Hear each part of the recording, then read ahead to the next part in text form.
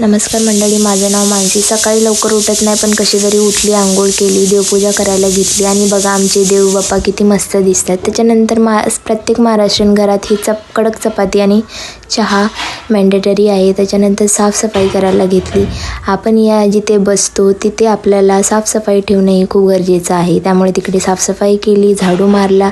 त्याच्यानंतर बसून मी पाणी प्यायला घेतलं. गटागट गटागट गटागट गटागट पिऊन घेतलं. त्याच्यानंतर बोलली की आपल्या जो करपलेला चेहरा आहे त्याच्यावरती काहीतरी लेप लावायला लागणार, कारण की त्याच्याशिवाय आपला काही चेहरा चमकत नाही. आणि पोरींचा हा जन्मसिद्ध हक्क आहे, स्किन केअर केल्याशिवाय त्यांना राहत नाही. जर तुम्हाला ही रेसिपी हवी असेल तर मला सांगा, मी तुम्हाला नक्कीच सांगेल.